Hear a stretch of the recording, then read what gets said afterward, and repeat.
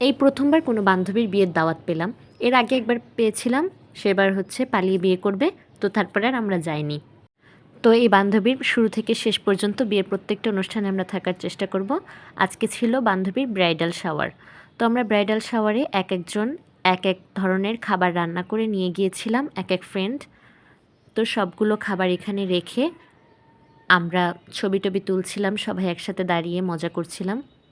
প্রত্যেকে চেষ্টা করেছি নিজের হাতে কিছু বানিয়ে আনার জন্য। আনিকা বানিয়ে এনেছিল ডোনাট আর চিকেন বল। আর আনা দুটো খাবারই কিন্তু অনেক মজা হয়েছিল।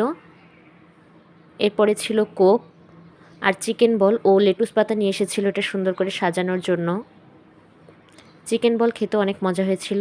আর দাদি এনেছিল চিকেন রোল। দাদিও আমাদের একটা ফ্রেন্ড, আমরা ওকে দাদি বলে ডাকি। তো ওর চিকেন রোলটাও কিন্তু অনেক মজা হয়েছিল, কিন্তু এটা নিজ হাতে বানায়নি, আর আপুকে দিয়ে এটা বানিয়ে এনেছে। কিন্তু এটা খেতে কিন্তু অনেক মজা ছিল। আর এই চিকেন রোলের সাইজ এত বড় ছিল, একটা খেলেই পেট ভরে যায়। পরে মালিহা হুট করে কি আনবে, ও পুরি কিনে নিয়ে চলে এসেছে, আর আমি নিয়েছিলাম পাস্তা। তো আজ এ পর্যন্তই খাওয়া দাওয়া হলো।